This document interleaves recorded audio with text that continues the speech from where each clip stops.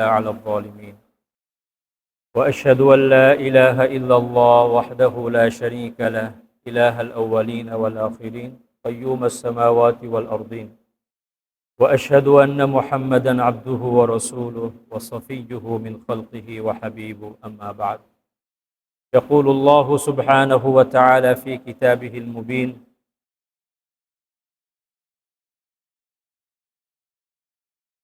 يقول الله سبحانه وتعالى في كتابه المبين قل إن كان آباؤكم وأبناؤكم وإخوانكم وأزواجكم وعشيرتكم وأموال اقترفتموها وتجارة تخشون كسادها ومساكن ترضونها أحب إليكم من الله ورسوله وجهاد في سبيله فتربصوا حتى يأتي الله بأمره والله لا يهدي القوم الفاسقين وقال الرسول صلى الله عليه وسلم لا يؤمن أحدكم حتى أكون أحب إليه من والده وولده والناس أجمعين صدق الله المولان العظيم وصدق رسوله النبي الكريم ونحن على ذلك من الشاهدين والشاكرين أما بعد الحمد لله সমস্ত প্রশংসা কৃতজ্ঞতা শুকরিয়া কালিমাতুশ শুকর আলফাদুল হামদ মাআনি ওয়া জুমলাতুস সানা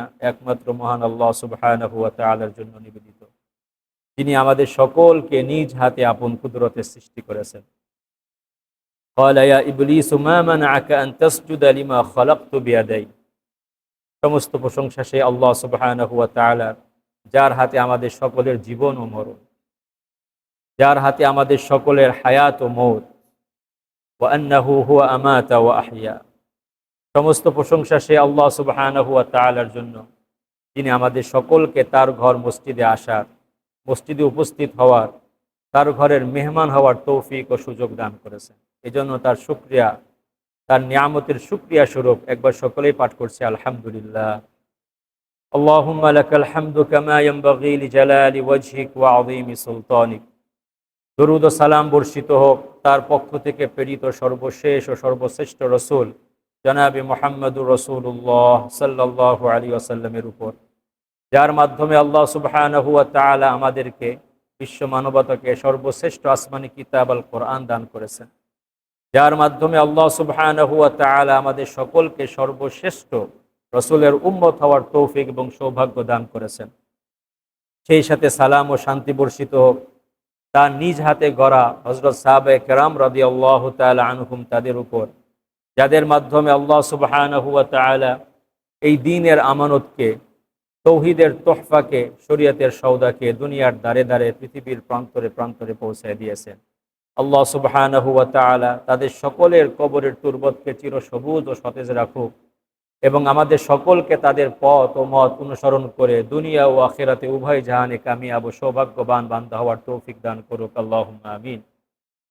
সম্মানিত হাজিরিন, আল্লাহ সুবহানাহু ওয়া তাআলা আমাদের সকলকে সৃষ্টি করেছেন। আল্লাহ সুবহানাহু ওয়া তাআলা আমাদের সকলকে তার বান্দা হিসেবে দুনিয়াতে জীবন যাপন করার তৌফিক দান করেছেন। তো আমরা এই মাসে রাসূল করিম সাল্লাল্লাহু আলাইহি ওয়াসাল্লামের সিরাত নিয়ে, তার সুন্নাত নিয়ে, তার জীবনী নিয়ে, তার গুণাবলী নিয়ে আলোচনা করছিলাম। তো আল্লাহ রাসূল সাল্লাল্লাহু আলাইহি ওয়াসাল্লাম হচ্ছেন এই দুনিয়াতে আল্লাহ সুবহানাহু ওয়া তাআলার পরে সবচাইতে সেরা, সবচাইতে সম্মানিত ব্যক্তি। আল্লাহ রাসূল সাল্লাল্লাহু আলাইহি ওয়াসাল্লামের দুইটা নাম, একটা হচ্ছে আহমদ আর একটা হচ্ছে মুহাম্মদ। এই দুইটা নামের আলাদা তাৎপর্য রয়েছে। আল্লাহ রাসূল আহমাদু ফিদ দুনিয়া ও মুহাম্মাদুন ফিস সামা। আহমদ অর্থ সবচেয়ে বেশি প্রশংসাকারী। তো আল্লাহ রাসূল সাল্লাল্লাহু আলাইহি ওয়াসাল্লাম, তার রব, তার প্রতিপালক আল্লাহ সুবহানাহু ওয়া তাআলার প্রশংসা যেভাবে করেছেন, তার মতো প্রশংসা আর কোনো মাখলুক করতে পারেননি, আর কোনো মানুষ করতে পারেননি, করতে পারবেন না। এবং আল্লাহ রাসূল সাল্লাল্লাহু আলাইহি ওয়াসাল্লাম বলেন যে কাল কিয়ামতের দিন যখন সমগ্র মানব মণ্ডলী বিচারের অপেক্ষায় থাকবে, তারা হাসরের ময়দানে উপস্থিত, কিন্তু সবাই অপেক্ষায় আছে যে বিচার শুরু হচ্ছে না কেন।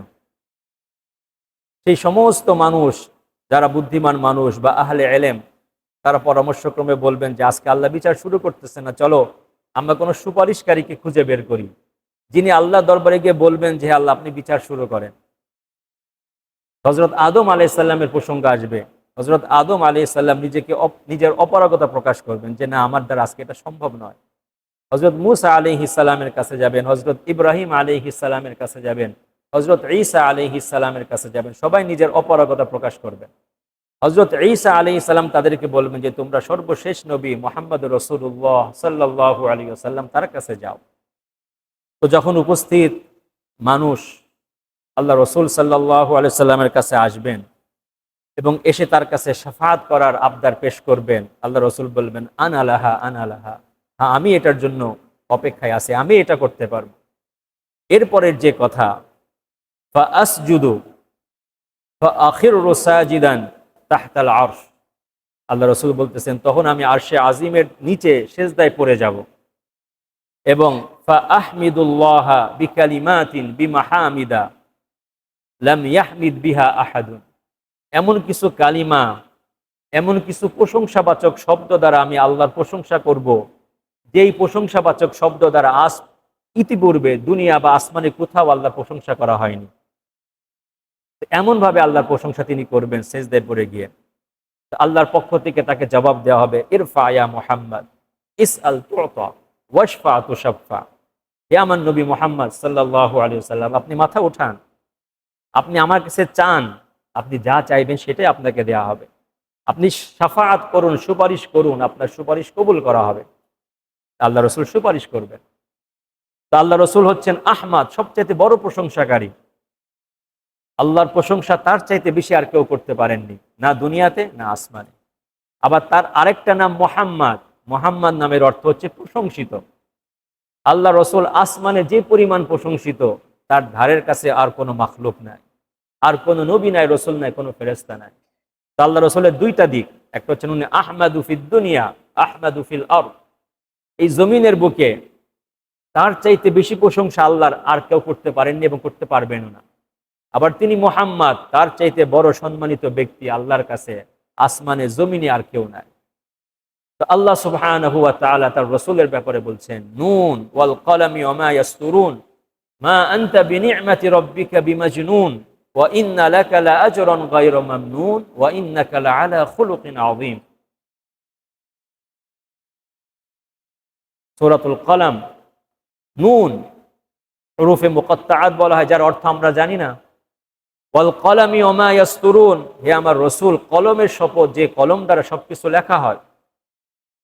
মা আনতা বিনি'মাতি রাব্বিকা বিমাজনুন, আপনি আপনার প্রতিপালকের দয়ায়, তার অনুগ্রহে লোকেরা যেমন আপনাকে উম্মাদ বলে, আপনি সেরকম উম্মাদ কেউ না। মা আনতা বিনি'মাতি রাব্বিকা বিমাজনুন, আপনি পাগল নন। মক্কার লোকেরা আপনাকে পাগল বলে, তারা আপনাকে উম্মাদ বলে, আপনি এর কিছুই না। ওয়া ইন্না লাকা লাআজরান গায়রা মামনুন, আর আপনার প্রতিপালকের কাছে আপনার জন্য রয়েছে অফুরন্ত নিয়ামত, অফুরন্ত সম্মান। ওয়া ইন্নাকা লাআলা খুলুকিন আযীম, এবং নিশ্চয়ই আপনি সুপ্রতিষ্ঠিত উত্তম আখলাকের উপর, উত্তম চরিত্রের উপর।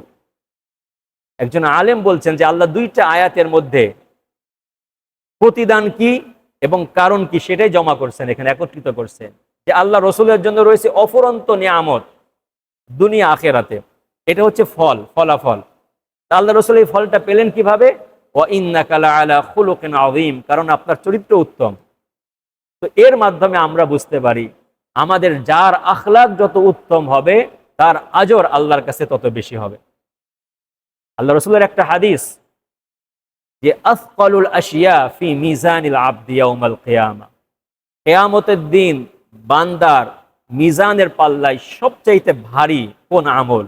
আল্লাহ রসুল তার সাহাবায়ে কেরামকে জিজ্ঞাসা করলেন যে তোমরা কি জানো কিয়ামতের ময়দানে তো মানুষের নামাজ ওজন করা হবে, মানুষের সদকা ওজন করা হবে, মানুষের কোরবানি ওজন করা হবে, মানুষের জিকির আজগার কোরআন তেলাওয়াত সবকিছু ওজন করা হবে। তো আল্লাহ রসুল তার সাহাবায়ে কেরামকে জিজ্ঞাসা করলেন তোমরা কি জানো কোন আমলটার ওজন মিজানের পাল্লায় সবচেয়ে ভারী হবে? সাহাবায়ে কেরাম বললেন আল্লাহু ওয়া রাসূলুহু আ'লাম, আল্লাহ এবং তার রসুলই উত্তম জানেন। আমরা মনে করতে পারি হয়তো জিহাদের ওজনটা সবচেয়ে বেশি হবে, অথবা নামাজের ওজনটা বেশি হতে পারে। আল্লাহ রসুলের কোনোটাই বললেন না। আল্লাহ রসুল বললেন খুলুকুল মুমিন, মুমিনের উত্তম চরিত্র, মুমিনের আখলাকের ওজন সবচাইতে বেশি হবে। মুমিনের আখলাকের ওজন মিজানের পাল্লায় সবচাইতে বেশি হবে। এই জন্য আল্লাহ তার রসুলের ব্যাপারে বলতেছেন, ওয়া ইন্না লাকা লাআজরান গায়রা মামনুন, হে নবী আপনার জন্য রয়েছে অফুরন্ত নিয়ামত। কেন? ওয়া ইন্নাকা লাআলা খুলুকিন আযীম, এই কারণে যে আপনি উত্তম চরিত্রের উপর সুপ্রতিষ্ঠিত। সম্মানিত মুসল্লিবৃন্দ, আল্লাহ রসুল সাল্লাল্লাহু আলাইহি ওয়াসাল্লামের সিরাত নিয়ে আমরা প্রায় চতুর্থ সপ্তাহ আজকে আলোচনা করছি। আল্লাহ রসুল সাল্লাল্লাহু আলাইহি ওয়াসাল্লামের সিরাত নিয়ে যদি আমরা সারা জীবনও আলোচনা করি, আলোচনার আমরা কুল কিনারা করতে পারবো না। কিন্তু আজকে আমরা এমন একটা সময় আলোচনা করছি যখন আমরা সকলেই অবগত আছি যে আমাদের পার্শ্ববর্তী একটা দেশে আমাদের রসুলের শানে, তার নামে মিথ্যা অপবাদ দেওয়া হচ্ছে, অবমাননা করা হচ্ছে। একজন মুমিনের অন্তরে আল্লাহ রসুলের মহাব্বত কি পরিমাণ থাকা দরকার, আল্লাহ রসুলের সুন্নতকে জিন্দা করার জন্য সে কি পরিমাণ প্রস্তুত তাকে থাকতে হবে। এবং আল্লাহ রসুলের শানে যদি কেউ বেয়াদবি করে, আল্লাহ রসুলের মান নিয়ে যদি কেউ আপত্তি তুলে, আল্লাহ রসুলকে অবমাননা করে যদি কোনো মন্তব্য করে, কোনো কথা বলে, তার ইমানের, তার অন্তরে আগুন জ্বলে যাওয়ার কথা, তার অন্তর কেঁপে ওঠার কথা যে আমার রসুলের শানে সে বেয়াদবি করছে। এবং বাস্তবেও তাই। আমরা যদি ইতিহাসের দিকে তাকাই, আল্লাহ রসুল সাল্লাল্লাহু আলাইহি ওয়াসাল্লাম কি ইসলামের শত্রুরা তার নবুয়াতের প্রথম দিন থেকে শান্তিতে থাকতে দেননি। আল্লাহ রসুল যখন দাওয়াত নিয়ে মানুষের কাছে যেতেন, তারা বলতো তুমি তো কবি, তুমি তো গণক, তুমি তো উম্মাদ। তাকে সেই সময়ে যেমন মানুষ অপমান করার চেষ্টা করত, আল্লাহ সুবহানাহু ওয়া তাআলা তাকে সান্ত্বনা দিতেন। আল্লাহ তার রসুলকে বলতেছেন, ক্বাদ না'লামু ইন্নাহু লা ইয়াহযুনুকা আল্লাযী ইয়াকুলুন, হে নবী আমি জানি তারা যে আপনার নামে অপবাদ দেয়, অপবাদ শুনে আপনার অন্তর সংকুচিত হয়ে ওঠে। স্বাভাবিক, একজন মানুষ আরেকজন মানুষের হিত কামনা করে যদি তাকে ভালো কথা বলতে যায়, সে যদি তাকে ভুল বুঝে, মনটা সংকুচিত হয়ে যায়। আমি তাদের কল্যাণ কামনা করছি আর তারা আমাকে পাগল বলছে, উম্মাদ বলছে। তো আল্লাহ সান্ত্বনা দিচ্ছেন যে আমি জানি আপনার অন্তর সংকুচিত হয়ে যায়। ফাইন্নাহুম লা ইউকাযযিবুনাক, আসলে বাস্তব তারা আপনাকে মিথ্যা প্রতিপন্ন করে না। ওয়ালাকিন্নায যালিমিনা বিআয়াতিল্লাহি ইয়াজহাদুন, বরং যারা জালেম, যারা ঈমানকে প্রত্যাখ্যান করে, তারা আল্লাহর আয়াতকে অস্বীকার করে। আল্লাহ তার রসুলকে সান্ত্বনা দিচ্ছেন, আল্লাহ তার রসুলের অন্তরকে মজবুত করছেন, শক্তিশালী করছেন। তো আল্লাহ সুবহানাহু ওয়া তাআলা তার রসুলকে কি পরিমাণ সম্মান করেছেন। আমরা পবিত্র কোরআনে বিভিন্ন জায়গায় দেখি যে সমস্ত নবী রসুলকে আল্লাহ নাম ধরে খেতাব করেছেন। ইয়া আদম উসকুন আনতা ওয়া যাওজুকা, হে আদম তুমি এবং তোমার স্ত্রী জান্নাতে বসবাস করো। ইয়া মূসা, ইয়া ইব্রাহিম, ইয়া ইউসুফ আরিদ আন হাদা। সমস্ত নবী, 25 জন নবীর কথা পবিত্র কোরআনে উল্লেখ হয়েছে। বেশিরভাগ নবীকে আল্লাহ সম্বোধন করেছেন নাম ধরে, যাদেরকে সম্বোধনের প্রয়োজন পড়েছেন আল্লাহ সরাসরি নাম ধরে বলেছেন। কিন্তু পবিত্র কোরআনের কোনো একটা জায়গায় আল্লাহ রসুলকে নাম ধরে খেতাব আল্লাহ করেননি। ইয়া আইয়ুহান নবী, ইয়া আইয়ুহার রসুল, হে আমার নবী, হে সম্মানিত নবী, হে সম্মানিত রসুল, এইভাবে খেতাব করেছেন। আল্লাহ তার রসুলের শান রক্ষার্থে বলছেন, লা তাজআলু দুআ আর-রাসূলি বাইনাকুম কাদুআই বা'দিকুম বা'দা, হে আমার ওই সমস্ত বান্দারা যারা আমার রসুলকে, যারা আমাকে মানো, আমার দ্বীনকে মানো, আমার রসুলকে রসুল বলে স্বীকার করো, খবরদার তোমরা যেমন নিজেদের মধ্যে একে অপরকে নাম ধরে রাখো, আমার রসুলকে এইভাবে নাম ধরে রেখো না। আয়াত নাজিল করলেন, লা তাজআলু দুআ আর-রাসূলি বাইনাকুম কাদুআই বা'দিকুম বা'দা। আরেক আয়াতে আল্লাহ সুবহানাহু ওয়া তাআলা তার রসুলের শানে বলছেন, ইয়া আইয়ুহাল্লাযীনা আমানু লা তারফাউ আসওয়াতাকুম ফাওকা সাওতিন নবী ওয়া লা তাজহারু লাহু কাজহরি বা'দিকুম লিবা'দিন আন তাহবাতা আ'মালুকুম ওয়া আনতুম লা তাশউরুন। হে আমার মুমিন বান্দারা, আমার রসুলের সামনে যখন তোমরা কথা বলো, তোমাদের আওয়াজ যেন আমার রসুলের আওয়াজের চাইতে উঁচু না হয়। চিন্তা কর যে আল্লাহ কি পরিমাণ সম্মান প্রদর্শন করছেন তার রসুলকে, যে তোমাদের কথার আওয়াজ যেন আমার রসুলের কথার আওয়াজের চাইতে উঁচু না হয়। এই আয়াত নাজিল হওয়ার পরে অনেক সাহাবী কথাই বন্ধ করে দিয়েছেন। অনেকের আওয়াজ বড় হয়, স্বাভাবিকভাবে কথা বললেই উঁচু আওয়াজে কথা হয়।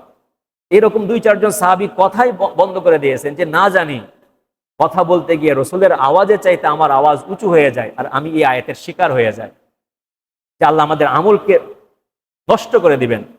যে তোমরা যদি রসুলের আওয়াজের উপরে তোমাদের আওয়াজকে এরকম উঁচু করো, আনতাহবাতা আমালুকুম ওয়া আনতুম লা তাশউরুন, যে তোমরা টেরই পাবে না তোমাদের ঈমান, তোমাদের হিজরত আমি নষ্ট করে দিব, মানে একেবারে বাতিল করে দিব।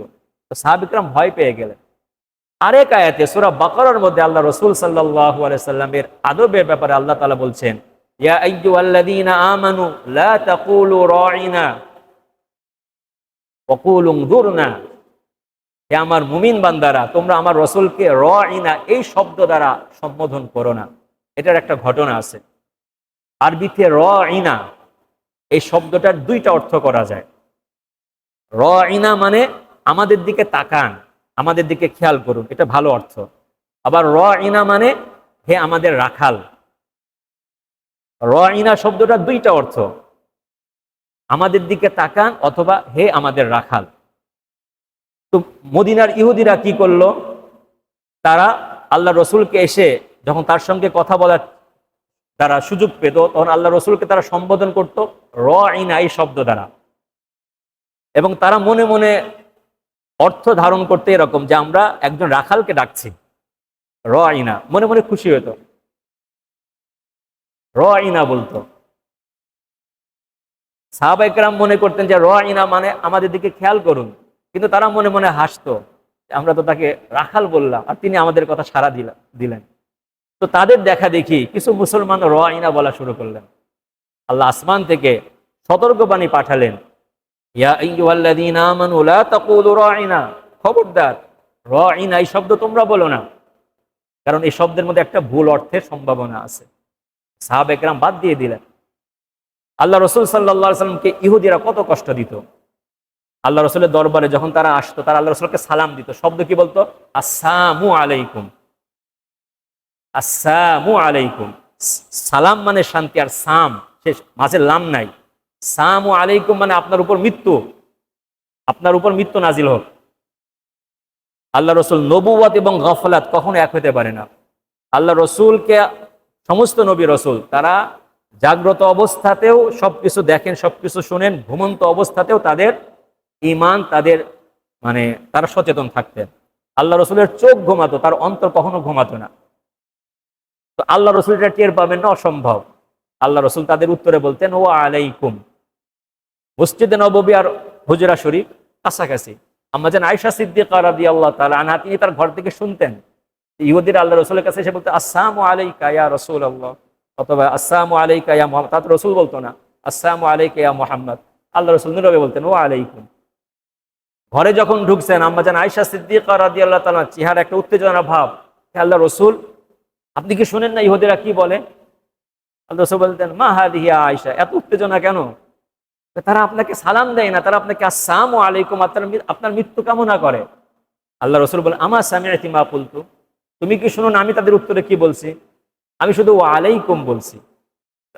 এর অর্থ কি? যদি তোমরা আমার মৃত্যু কামনা করো, তোমাদের উপরে সেটা পতিত হোক, আমি এর চেয়ে বেশি কিছু করি নাই। তো আল্লাহ রসুল সাল্লাল্লাহু আলাইহি সাল্লামকে তারা কষ্ট দিত, তারা বিভিন্নভাবে কথা বলতো। এই রকম যদি আমরা সমস্ত খেয়াল করে যে আল্লাহ তার রসুলকে সব জায়গায় সম্মানের প্রকাশ করছেন, এবং সূরা আলাম নাশরাহর মধ্যে আল্লাহ তাআলা বলছেন ওয়ারাফা'না লাকা যিকরাক, হে নবী আমি আপনার আলোচনাকে সমুন্নত করেছি, আমি আপনার আলোচনাকে সমুন্নত করেছি। আপনার আলোচনা দুনিয়াতে কিয়ামত পর্যন্ত থাকবে। আপনার আলোচনা হাসরের ময়দানে হবে, মানুষ আপনাকে খুঁজবে। আপনার হাতে হাসরের ময়দানে শাফাআতের ঝান্ডা থাকবে। আল্লাহ রাসূল সাল্লাল্লাহু আলাইহি ওয়াসাল্লাম নিজের ব্যাপারে বলছেন আনা সাইয়্যিদু ওয়ালদি আদম ওয়ালা ফখরা, আমি আদম সন্তানের মধ্যে সবচেয়ে সম্মানিত ব্যক্তি, এজন্য আমি ফখর করি না, এটা আল্লাহ আমাকে দান করেছেন। আনা আউয়ালু মান ইয়ানশাক্কু আনহুল কবরু, কিয়ামত যখন কায়েম হবে, আমি সেই প্রথম ব্যক্তি, যে ব্যক্তি কবর থেকে প্রথম উঠবেন। ওয়া আউয়ালু শাফিঈন, আমি প্রথম শাফাআতকারী। ওয়া আউয়ালু মুশাফফাঈন, আমারই শাফাআত সর্বপ্রথম গৃহীত হবে, গ্রহণ করা হবে। ওয়া আনা আকসারুল আম্বিয়াই তাবআন ইয়াউমাল কিয়ামা, আমার পিছনে নবী হিসাবে সবচাইতে বেশি সাহাবী অনুসারী সংখ্যা আমার পিছনে সবচেয়ে বেশি থাকবে হাসরের ময়দানে। ওয়া আনা আউয়ালু মান ইয়াকরাউ বাবাল জান্নাহ, জান্নাতের দরজায় আমি প্রথম হাত রাখবো, জান্নাতের দরজা সর্বপ্রথম আমার জন্যই খোলা হবে। আল্লাহ রসুল বলতেছেন। তো আল্লাহ রসুল সাল্লাল্লাহু আলাইহি ওয়াসাল্লামকে আল্লাহ সমস্ত জায়গায় সম্মানের পাত্র বানিয়েছেন। সর্বশেষ রসুল, সর্বশ্রেষ্ঠ রসুল, রহমাতাল লিল আলামিন। উনি রহমাতাল লিল আলামিন শুধু মুমিনদের জন্যই নয়, যারা কাফের তার দাওয়াতকে প্রত্যাখ্যান করেছে তাদের জন্য তিনি রহমাতুল লিল আলামিন। সূরা আনফালের মধ্যে আল্লাহ তাআলা কি বলছেন? ওমা কানা আল্লাহু লিয়ুআযযিবাহুম ওয়া আনতা ফীহিম, হে রাসূল, আপনি যতদিন তাদের মাঝে আছেন তাদের উপর আসমান থেকে কোনো আযাব আসবে না। এবং এই উম্মতের জন্য, যে এই উম্মতকে একবারে সমূলে বিনাশ করা হবে না, হালাক করা হবে না, উম্মতের একটা বৈশিষ্ট্য।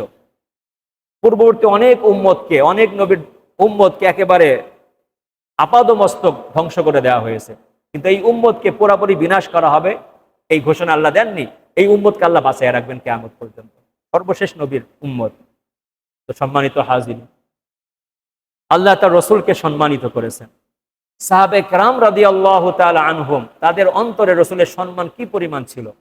হযরত আবু বকর সিদ্দিক, হযরত আলী, হযরত ওমর, হযরত ওমর ফারুক, আমরা সকলেই জানি যে আল্লাহ রসুলের যখন ইন্তেকাল হয়ে গেল, হযরত ওমরের মতো বাহাদুর মানুষ, রসুলের মহাব্বত তার অন্তরে কি পরিমাণ ছিল, হযরত ওমরের মতো একজন মানুষ মোমের মতো গলে গেল। এবং তিনি অনেকটা অস্বাভাবিক, মানে অসংলগ্ন কথা বলা শুরু করলেন। উনি কি বলছেন যে আল্লাহ রসুল মরেন নাই, ইন্তেকাল করেন নাই, বরং হযরত মূসা আলাইহিস সালাম যেভাবে আল্লাহর দিদারে গিয়েছিলেন, তিনি সেভাবে আল্লাহর সঙ্গে হয়তো সাক্ষাৎ করতে গেছেন, আমরা তাকে এরকম দেখছি, তিনি আবার ফিরে আসবেন। হযরত আবু বকর সিদ্দিক রাদিয়াল্লাহু তাআলা আনহু, তিনি তখন একটা সাহসী ভূমিকা পালন করলেন। তিনি মেম্বারে দাঁড়িয়ে বললেন, মান কানা ইয়াবুদু মুহাম্মাদান ফা ইন্না মুহাম্মাদান ক্বাদ মাত ওয়া মান কানা ইয়াবুদুল্লাহ ফা ইন্নাল্লাহা হাইয়্যুন লা ইয়ামুত। যে ব্যক্তি মুহাম্মাদের ইবাদত করত সে জেনে রাখো যে মুহাম্মাদের ইন্তেকাল হয়ে গেছে, আর যে ব্যক্তি এক আল্লাহ সুবহানাহু ওয়া তাআলার ইবাদত করত সে যেন জেনে রাখে আল্লাহর কোনো মৃত্যু নাই, হাইয়্যুন কাইয়্যুম, মৃত্যু তাকে স্পর্শ করতে পারে না। এরপরে সূরা আলে ইমরানের একটা আয়াত তেলাওয়াত করলেন, ওমা মুহাম্মাদুন ইল্লা রাসূল ক্বাদ খালাত মিন ক্বাবলিহির রুসুল। হযরত ওমর বলেন, হযরত আবু বকর সিদ্দিক রাদিয়াল্লাহু তাআলা যখন এই আয়াতটা তেলাওয়াত করলেন, তখন আমার মনে হলো যেন আমার পা আমাকে ধরে রাখতে পারছে না, আমার পা পড়ে যাবে, আমি পড়ে যাব মাটিতে। তখন আমি উপলব্ধি করতে পারলাম আসলে আল্লাহ রাসূল দুনিয়া থেকে বিদায় নিয়ে চলে গেছেন। হযরত আবু বকর সিদ্দিক রাদিয়াল্লাহু তাআলা যখন আল্লাহ রাসূলের মৃত্যুর পরে তার চেহারার দিকে তাকালেন, বললেন, তিবতা হাইয়ান ওয়া তিবতা মাইয়িতান ইয়া রাসূলুল্লাহ, হে আল্লাহ রাসূল, আপনি জীবদ্দশায় যেমন সুন্দর ছিলেন, মৃত্যু আপনার সৌন্দর্য কেড়ে নিতে পারে না, আপনি মৃত্যুর পরেও সুন্দর, সেই সৌন্দর্য এখন আপনার চেহারার মধ্যে লেগে আছে।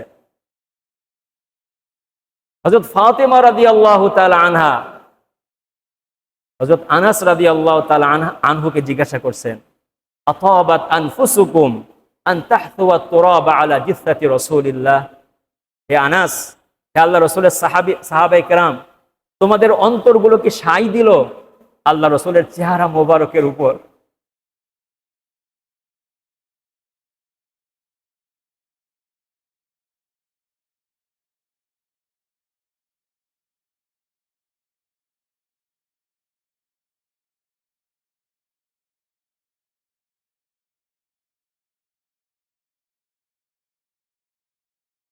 হযরত ফাতিমা রাদিয়াল্লাহু তাআলা আনহা বলছেন, হে আনাস, তোমাদের মন কি সাই দিল আল্লাহ রাসূলের চেহারার উপর? মাটি নিক্ষেপ করতে পারলে তোমরা?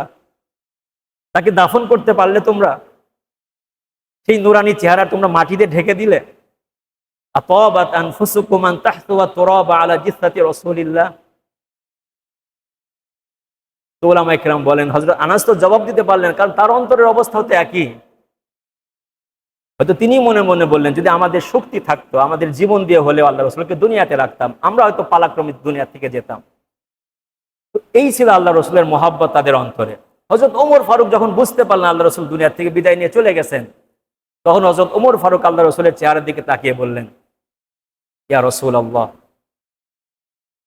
ফিদাকা আবি ওয়া উম্মি ইয়া রাসূলুল্লাহ, হে আল্লাহ রসুল, আপনার জন্য আমার পিতামাতা উৎসর্গ হোক। লাকাদ কানা লাকা জিজউন কুনতা তাখতুবু আলাইহি ফালাম্মা কাসুরা আন-নাস ইত্তাখাযতা মিম্বারান তুসমিউহুম ফাহান্নাল জিজউ ইলাইকা হিনা ফারাকতাহু ফাউম্মাতুকা আওলা বিল হানিনি ইলাইকা হিনা ফারাকতাহুম। হে আল্লাহ রাসূল, আপনার জন্য একটা কাঠের একটা টুকরা ছিল, একটা ডাল ছিল, একটা তক্তা ছিল, যেই তক্তার উপর আপনি দাঁড়িয়ে বা বসে খুতবা দিতেন ইসলামের প্রথম দিকে।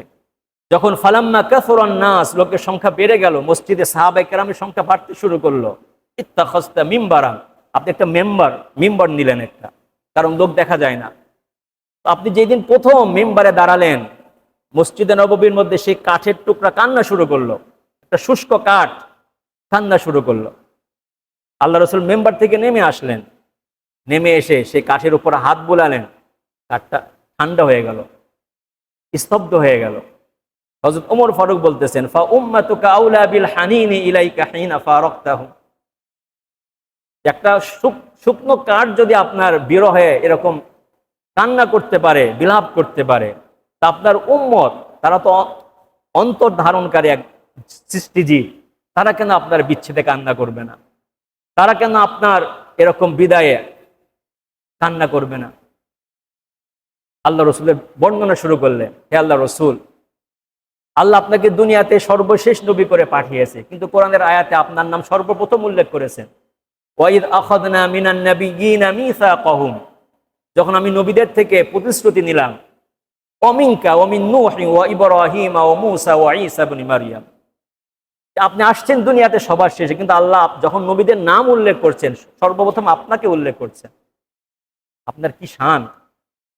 হে আল্লাহ রসুল, ফিদাকা আবি ওয়া উম্মি, আপনার জন্য আমার পিতামাতা উৎসর্গ হোক। আল্লাহ আপনার ভুল উল্লেখ করার আগে আপনাকে ক্ষমার ঘোষণা দিয়েছেন পবিত্র কোরআনের আয়াতে, আফাল্লাহু আনকা লিমা আযিনতা লাহুম। কোন একটা জিহাদের ময়দানে কিছু লোক আল্লাহ রসুলের কাছে অনুমতি চাইলেন যে তারা চলে যাবেন, আল্লাহ রসুল তাদেরকে অনুমতি দিলেন। আল্লাহর কাছে এটা পছন্দনীয় ছিল না। আল্লাহ তার রসুলকে বললেন, আপনি কেন অনুমতি দিলেন? কিন্তু অনুমতি, এই কথাটা, এই অভিযোগটা আল্লাহ রসুলের শানে পেশ করার আগে আল্লাহ বললেন, আফাল্লাহু আনকা, হে নবী, আল্লাহ আপনাকে ক্ষমা করে দিয়েছেন, আপনি কেন তাদেরকে অনুমতি দিলেন? হে আল্লাহ রসুল, আপনার শান এত ছিল যে আপনার আনুগত্যকে আল্লাহ নিজের আনুগত্য বানিয়েছেন। মান ইউতিউর রাসূলা ফাকাদ আতা আল্লাহ, যে রসুলের আনুগত্য করলো সেজন্য খোদ আল্লাহর আনুগত্য করলো। কত শান! তো এইভাবে যদি আমরা খেয়াল করি, সম্মানিত হাজিরিন, আল্লাহ তার রসুলকে সম্মানিত করেছেন। সাহাবায়ে কেরাম তাদের অন্তরে আল্লাহ রসুলের শান কিভাবে ধারণ করতেন, হয়তো দুনিয়াতে এর কোনো নমুনা আর কোনো জায়গায় নাই। এমনকি মক্কার অনেক কাফের মুশরিককে স্বীকৃতি পর্যন্ত দিয়েছে। আমরা দুনিয়াতে অনেক রাজা বাদশার দরবারে গিয়েছি, রোম সম্রাটের দরবারে গিয়েছি, পারস্য সম্রাটের দরবারে গিয়েছি, অনেক রাজ দরবার আমরা দেখেছি, কিন্তু মুহাম্মদ সাল্লাল্লাহু আলাইহি ওয়াসাল্লামের সাহাবীরা তাকে যেই পরিমাণ ভালোবাসে, শ্রদ্ধা করে, দুনিয়ার আর কোনো দরবারে অনুসারীরা তাদের নেতাকে এই পরিমাণ সম্মান করে, আমরা তার নমুনা পাইনি। আল্লাহ রসুল অজু করতেন, তো অজুর পানি নিয়ে কারাকারি লেগে যেত, কে অজুর পানিটা নিবে? আল্লাহ রসুল ওমরাতে অথবা হজে চুল কাটতেন, সাহাবায়ে কেরামের মধ্যে কারাকারি লাগতো, কে আল্লাহ রসুলের চুলগুলো নিবেন? আল্লাহ রসুল মাঝে মধ্যে উম্মে হানি রাদিয়াল্লাহু তাআলা আনহা তার ঘরে আরাম করতেন, তো আল্লাহ রসুল গরমে ঘেমে যেতেন, আজীব অবস্থা। উম্মে হানি একটা শিশির মধ্যে আল্লাহ রসুলের ঘামগুলোকে সংরক্ষণ করে রাখতেন, এবং ঈদের দিন তার বাচ্চাদেরকে ঘাম লাগাই দিতেন সুগন্ধ হিসাবে। কি শান ছিল! তো আল্লাহ রসুল সাল্লাল্লাহু আলাইহি ওয়াসাল্লাম এইরকম সম্মানিত ছিলেন, দুনিয়াতে আসমানেও সম্মানিত। হযরত সাহাবায়ে কেরাম রাদিয়াল্লাহু তাআলা আনহুম তাদের কাছে সম্মানিত, তাবেঈনদের কাছেও সম্মানিত, সারা দুনিয়ার সমস্ত মানুষের কাছে সম্মানিত। আল্লাহ রসুল তার জীবদ্দশায় যেমন সম্মানিত ছিলেন, কিয়ামত পর্যন্ত, তিনি দুনিয়াতে এখন না থাকলেও তার সম্মান কিয়ামত পর্যন্ত থাকবে। আল্লাহ খোদ তার কোরআনের মধ্যে বলতেছেন, ইন্না আতাইনাকাল কাউসার ফাসাল্লি লিরাব্বিকা ওয়ানহার ইন্না শানিআকা ওয়াল আবতার। হে নবী, আমি আপনাকে আল কাউসার দিয়েছি। এবং যারা আপনাকে বলে যে আপনি নিবংশ, আপনার কোনো নাম নিশানা থাকবে না, তাদেরই নাম নিশানা থাকবে না। আজকে আবু জাহেলকে কে চিনে? মক্কার যারা কাফের ছিল, মুশরিক ছিল, তাদেরকে তো এই জন্যই চিনে যে তারা আল্লাহ রসুলের বিরোধিতা করেছিল। এই অজুহাতেই তাদেরকে চেনা হয়, এই কারণে তাদের নাম ইতিহাসে আসে। যদি তারা আল্লাহ রসুলের বিরোধাচরণের কাতারে না থাকতো, তাদের নাম ইতিহাসে থাকতো না। সম্মানিত হাজিরিন, আমরা সকলেই অবগত আছি যে আল্লাহ রসুলকে মক্কার মুশরিকরা যেমন আরামে থাকতে দেয়নি, এই মুশরিকদের দোসররা এখনো দুনিয়াতে আছে। আল্লাহ তো নিজে বলছেন, ইউরিদুনা ইউতফিউ নূরাল্লাহি বিআফওয়াহিহিম ওয়া ইয়াবাল্লাহু ইল্লা ইউতিম্মা নূরাহু ওয়ালাউ কারিহাল কাফিরুন। তারা মুখের ফু দিয়ে আমার দ্বীনের আলোকে, আমার রসুলের সম্মানকে তারা ভুলণ্ঠিত করতে চায়, কিন্তু আল্লাহ এটা অস্বীকার করেছেন। আমার দ্বীনকে, আমার রসুলকে, আমার কোরআনকে, আমার কাবাকে দুনিয়া থেকে কেউ নিশ্চিহ্ন করতে পারবে না, কেউ ভুলণ্ঠিত করতে পারবে না। এই জন্য প্রত্যেক জামানায় মুমিনদের মধ্য থেকে, মুমিন যারা আছে, যাদের অন্তরে ইমানের আলো আছে, ইমানের নূর আছে, ইমানের আগুন আছে, তারা এই দ্বীনকে হেফাজত করার জন্য, রসুলের শানকে হেফাজত করার জন্য গর্জে উঠেছে। মিনাল মুমিনিনা রিজালুন সাদাকু মা আহাদুল্লাহ আলাইহি ফামিনহুম মান কাদা নাহবাহু ওয়া মিনহুম মান ইয়ানতাযির ওয়া মা বাদদালু তাবদীলা। আল্লাহ মুমিনদের প্রশংসা করছেন যে মুমিনদের মধ্যে এমন কিছু লোক আছে, মিনাল মুমিনিনা রিজালুন, এমন কিছু পুরুষ আছে, সাদাকু মা আহাদুল্লাহ আলাইহি, যারা আল্লাহকে যে প্রতিশ্রুতি দিয়েছিল সেই প্রতিশ্রুতি বাস্তবায়ন করেছে। ফামিনহুম মান কাদা নাহবা, তাদের কেউ কেউ তো দুনিয়া থেকে বিদায় নিয়ে চলে গেছেন, শাহাদাতের পেয়ালা পান করেছেন। ওয়া মিনহুম মান ইয়ানতাযির, কেউ কেউ অপেক্ষায় আছে। তো মুমিনদের এই অপেক্ষা থাকবে কিয়ামত পর্যন্ত। মুমিনরা দ্বীনের জন্য, ইসলামের জন্য, রসুলের শানকে দুনিয়ার বুকে সুপ্রতিষ্ঠিত তো আছেই, যদি কেউ তার বিরোধিতা করতে চায় তাদের জবাব দিতে মুমিনরা সর্ব অবস্থায় প্রস্তুত। সম্মানিত হাজিরিন, আমাদের পার্শ্ববর্তী দেশে রসুলের অবমাননা নিয়ে, অবমাননা করার যে ঘটনা ঘটেছে, আমরা সেটা তীব্র নিন্দা জানাই। এবং আমরা দেখেছি সারা দুনিয়ার সমস্ত মুসলমানরা এটার প্রতিবাদ জানাচ্ছে। আজকে আমাদের ক্যাম্পাস থেকেও প্রতিবাদ হবে নামাজের পরে, জুমার নামাজের পরে। তা আমরা ইনশাল্লাহ সকলেই ইমানের জোরে, ইমানের জোশে ইনশাল্লাহ আমাদের ইমান হেফাজত করার জন্য, আমাদের ইমানের পরিচয় দেওয়ার জন্য এই প্রতিবাদে আমরা অংশগ্রহণ করবো ইনশাল্লাহ। আল্লাহ তাআলা আমাদের সকলকে সেই তৌফিক দান করুক। এবং আল্লাহ রসুল সাল্লাল্লাহু আলাইহি সাল্লামের মহাব্বত অন্তরে ধারণ করার সবচাইতে বড় ফল আমরা তখনই পাবো যখন আল্লাহ রসুলের সুন্নত দ্বারা আমরা আমাদের জীবন, আমরা আমাদের ঘর, আমাদের সংসারকে আমরা সজ্জিত করতে পারবো, পরিচালিত করতে পারবো। আমরা আমাদের মসজিদকে যেভাবে রসুলের সুন্নত দ্বারা পরিচালনা করি, সেভাবে যদি আমরা আমাদের বাজারকে পরিচালনা করতে পারি রসুলের সুন্নত, সাহাবায়ে কেরামের সুন্নত দিয়ে, আমাদের অফিস আদালত, আমাদের শিক্ষা প্রতিষ্ঠান, আমাদের ব্যবসা বাণিজ্য, আমাদের ব্যাংক, আমাদের আইন আদালত যদি সব রসুলের সুন্নত দ্বারা চলে, তখনই আমরা রসুলের আদর্শকে দুনিয়ার বুকে কায়েম করতে পারবো। আল্লাহ সুবহানাহু ওয়া তাআলা আমাদের সকলকে সেই তৌফিক দান করুক। আমিন। ওয়া আখিরু দাওয়ানা আলহামদুলিল্লাহি রাব্বিল আলামিন।